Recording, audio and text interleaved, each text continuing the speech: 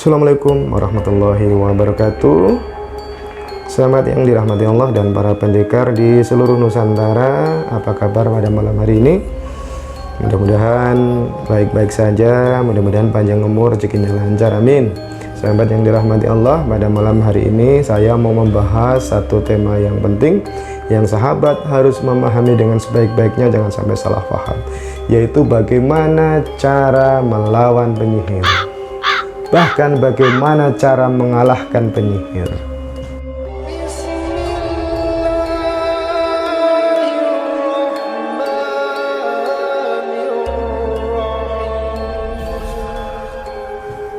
Menarik sekali, bukan?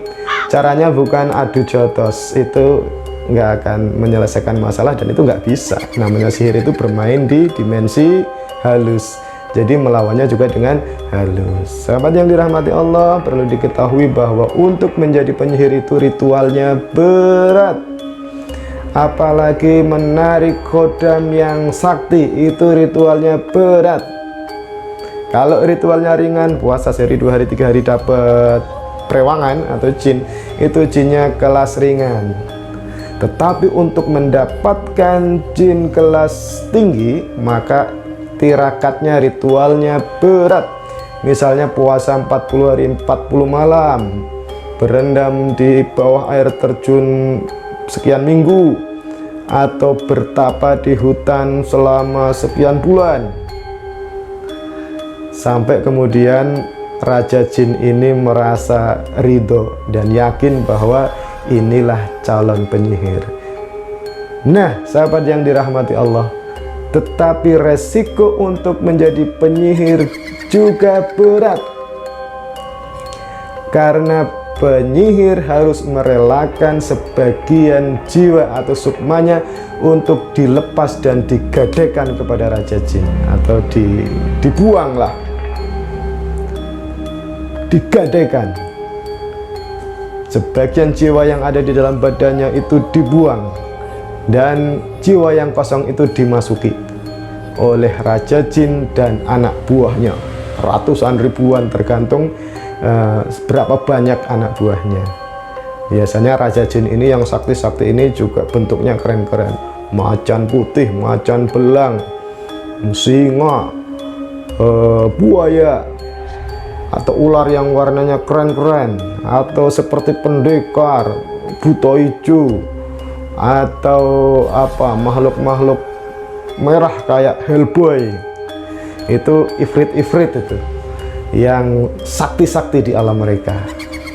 Makanya untuk mendapatkan mereka, calon penyihir harus benar-benar serius mengabdikan dirinya sepenuhnya kepada Raja Jin tersebut.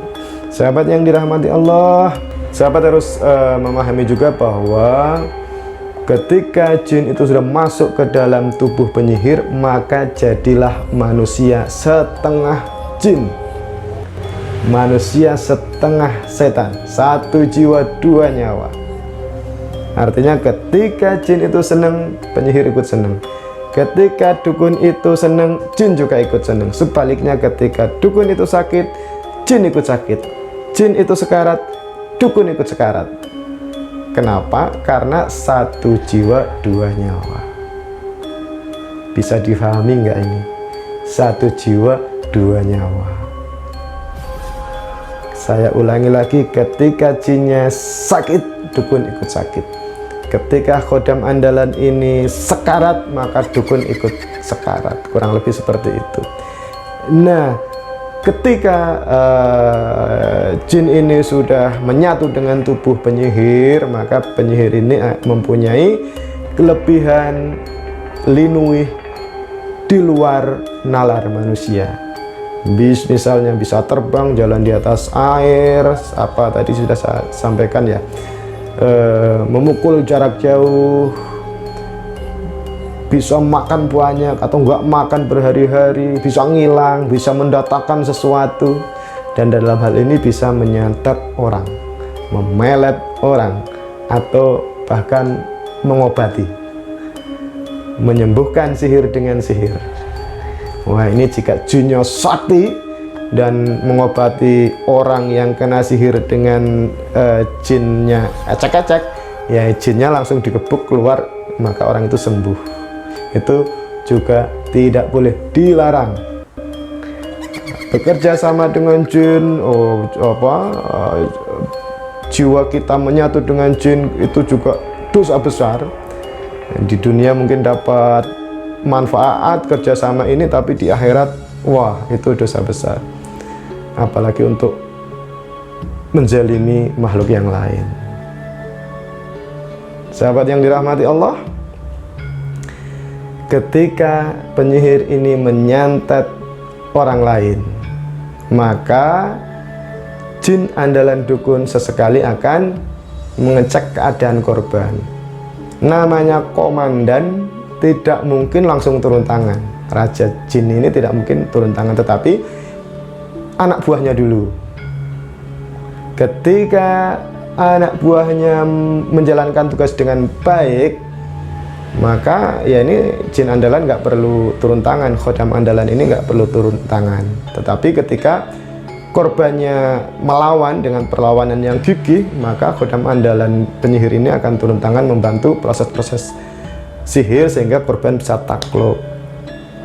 Dan ini juga mudah-mudahan bisa dimengerti. Nah, bagaimana cara melawan penyihir atau cara melawan dukun? Kalau sahabat mendengarkan penjelasan dari awal, langsung bisa mengerti. Caranya bukan adu jotos, tetapi caranya adalah mengalahkan khodam andalan tersebut dan anak buahnya. Tadi saya sampaikan bahwa ketika anak buah dari khodam andalan ini berhasil menjalankan tugasnya, dia dapat gajian, dapat reward. Makanya biasanya sahabat mimpi uang, wah, dari ATM banyak, itu jinnya gajian, perhiasan, mimpi dikasih sesuatu. Tetapi ketika anak buah jinnya ini kalah, sekarat, maka khodam andalan ini akan mengobati, memberi makan, mengobati, kasih sajen. Maka sahabat mimpi makan, itu artinya jinnya dikasih sajen. Kalau menang dikasih gajian, mimpinya uang, menari-nari, kumpulan orang menari-nari, diarak, yaitu jinnya itu lagi pesta porak. Maka kemudian sahabat harus peka hal ini untuk kemudian melakukan perlawanan. Biasanya hari Senin, Rabu, atau Kamis sore itu gangguan memuncak. Nah, pada saat itulah lakukan perlawanan. Apalagi malam sebelumnya sahabat mimpi ketemu macan misalnya, singa, buaya, ular warna-warni, guguk hitam, hewan seperti kelelawar tapi manusia, makhluk merah, ifrit, atau buta hijau. Nah, esoknya lakukan perlawanan dengan cara ruqyah mandiri lebih khusyuk lagi, penghayatannya lebih dalam lagi.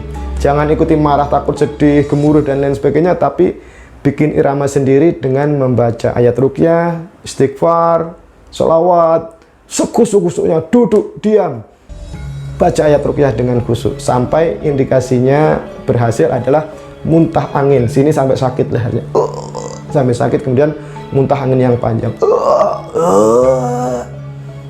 Itu indikasi sahabat menang melawan khodam andalan dukun.